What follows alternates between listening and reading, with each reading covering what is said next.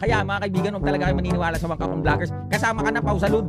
Diba sabi mo sold out na ano yan? Nagbebenta sila ng ticket, oh. So ano na mga Kangkong Nation? Comment kayo ng comment. Ano SB? Anong comment mo? Sold out na. Sold out. Ayan, oh. Oh.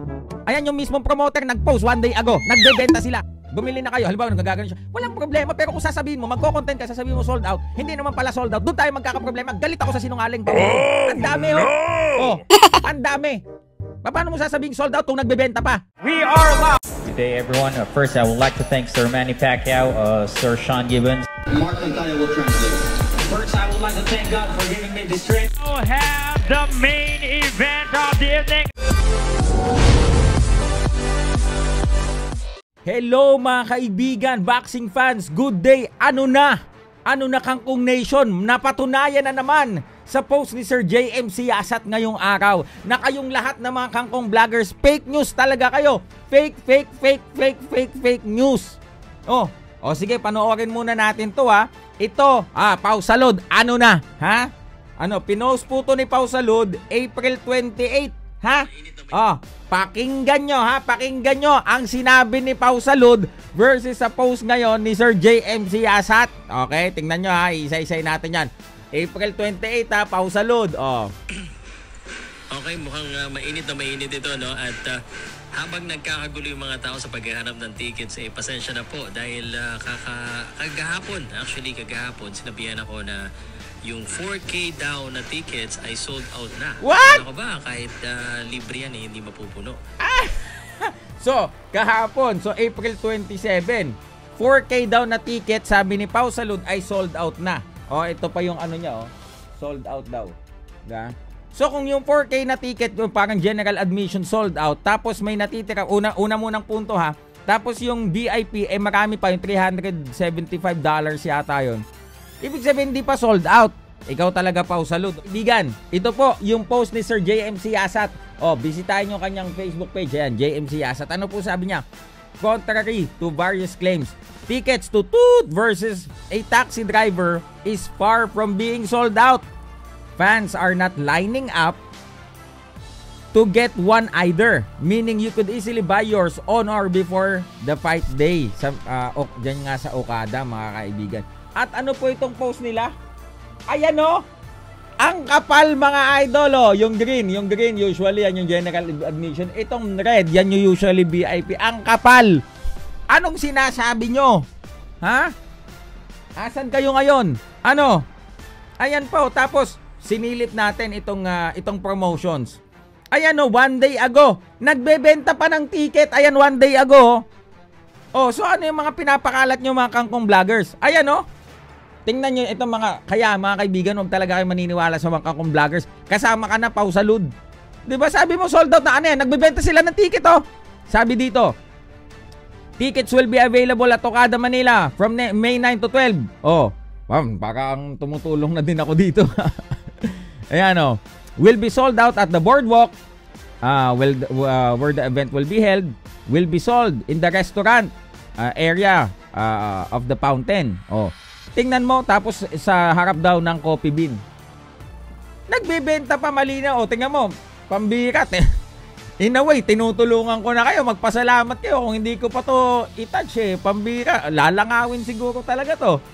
So ano na mga Kangkong Nation? Comment kayo ng comment. Ano SB? Anong comment mo? Sold out na. Sold out. Ayan ayan yung mismong promoter nag-post 1 day ago. Nagbebenta sila. Ano yung picture? Nakita nyo yung picture? Ayan Ayan ang dami ang dami. Paano mo sasabing sold out kung nagbebenta pa? Pau Salud. Pambira ka. Yung totoo lang. Sa totoo lang dapat. Magbalita ka lang ng totoo. Kung totoo yung binabalita mo, wala tayong problema, Pau Salud. Magsabi ka, may natitira pang 1,500. 1,500 capacity nun May natitira pang 1,500. Bumili na kayo. Halimbawa, nagagano siya. Walang problema. Pero kung sasabihin mo, magko-content ka, sasabihin mo sold out. Hindi naman pala sold out. Doon tayo magkakaproblema. Galit ako sa sinungaling, Pau Salud. Tandaan mo yan. Naintindihan mo? Pambira ka. April 28, ang tagal na. Nung isang buwan pa, sinabi mo, sold out. Uulitin ko Uulitin ko. Baka sabihin nyo, ako lang nagsasabi nito boses niya to. Baka kala nyo, AI to Ayan siya Pau Salud April 28. Kaya ka napapagalitan ni Badong Kangkong eh. Oh. Okay, mukhang mainit na mainit ito, no? At, Mainit daw. Habang nagkakagulo yung mga tao sa paghahanap ng tickets, pasensya. Nagkakagulo yung mga tao sa paghahanap ng ticket, Pausalud. Nakikita mo ba to, Pausalud? Nakikita mo yan? Ayan oh. Nakikita mo yan? Madami ba? Ayan oh. Ayan yung nagbibenta, sila yung nakatoka sa pagbibenta oh. Ayan oh. Blanco, Brad. Di ba? Okay, mukhang mainit na mainit ito, no? At habang nagkakagulo yung mga tao sa paghahanap ng tickets, pasensya na po dahil kagahapon, sinabihan ako na yung 4K daw na tickets ay sold out na. Kala ko ba kahit libre yan hindi mapupuno? Exposed. Paktay ka diha. Paano yan, Pau? Min, pahiya ka dito pa. Wala kang ano dito. Salita mo to eh. O, di ba? Contradictory dun sa post ng mismong promoter.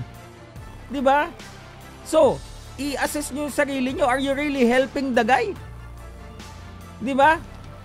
Na kung yung pinapalaganap nyo, fake news, walang problema kung totoo eh. Pero again, nandito kami para magtuwid ng mga kabalintunaan ng mga fake news. Di ba? Tingnan nyo, bisitahin nyo yung post ni Sir JMC Asat. Nandun mismo siya. Far from sold out. Sasabihin mo sold out, ang dami pang ticket na binibenta, Pau. Tapos sasabihin ng Kangkong, ay kasi pinadagdagan ko. Paano mapapadagdagan? Ang maximum capacity, 1.5. Tatayuan pa ng ring sa gitna. O di malilesen yun. Ano yun? Siksikan? Sardinas? Huwag nyo kami niluloko. Hindi kami mga mga obob dito. Di ba? Kaya ikaw, Pausalud, ayus-ayusin mo. Di ba? Kala mo kung sino kang magsalita eh. Ako sinasabihan kita ng maanghang kasi binababa mo yung quality mo, yung imahe mo, binababa mo. 'Di ba? O ngayon, paano 'yan? Mismong yung promoter, kinontra ka, contradictory dun sa sinasabi mo, yung post nila. Ano magagawa mo ngayon? Nandun sila ngayon, nagbebenta. Akala mo ko ba sold out na, sabi mo?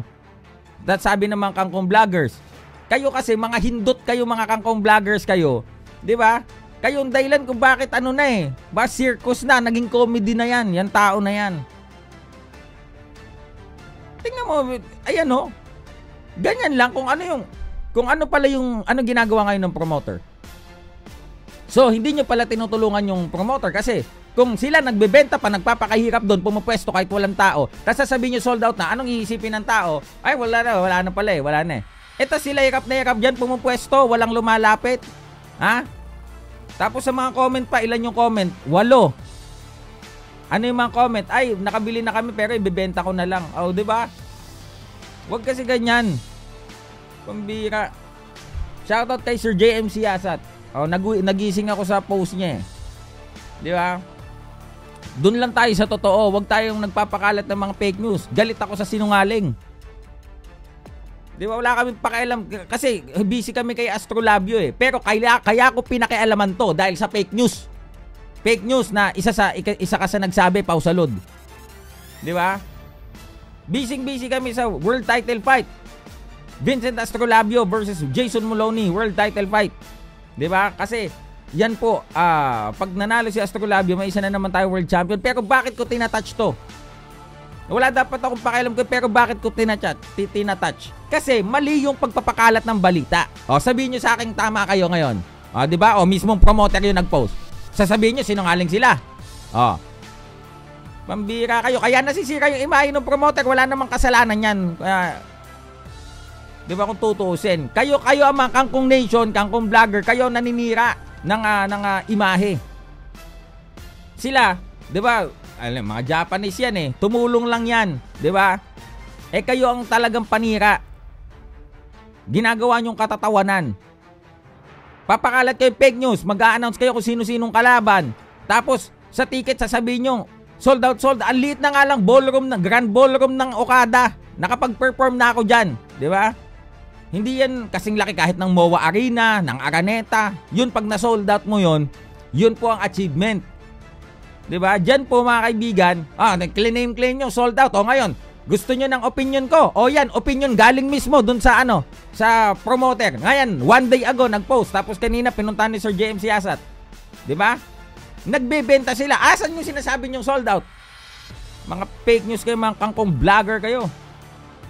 Wala na kayong ginawa kundi magpakalat ng fake news. Makaano lang kayo, makapag-content lang kayo. Tama si Michael B. Dito nag-agree ako kay Michael B. Kahit na lang kasi sino dito nagpipiling magpaka-vlogger. 'Di ba? Sisip-sip lang sa pangalan ng kung sino. 'Di ba? Yan ang nagsiseparate sa aming mga legit sa inyo mga kangkong. Tandaan nyo yan. Yun lang. Kayo boxing fans, magsuri kayo kung sino nagsasabi ng totoo sa hindi. 'Di ba? Kasi yung mga ganyan, lalo ka na pa. Bakit ka? Halimbawa, may nagsabi sa akin, sasabihin mo na naman sa akin. Hindi, sinabi lang naman sa akin yan. Bakit hindi mo i-verify? Kung sinabihan ka ng mga kangkong vlogger na sold out na, o tapos ano tawag doon, Pao? Kuryente. Sa mainstream media, kapag binalita mo na word of mouth lang, without verifying, na kuryente ka, tapos mali pala yung balita. So, Pao Salud, na kuryente ka. Gagayahin ko si Badong Kango. Di ba? Pao Salud, na kuryente ka. Hindi ka kasi nagbibiripika. Yan ang mensahe ko ngayong araw na ito. Magandang umaga sa inyo lahat. Silver Boys TV.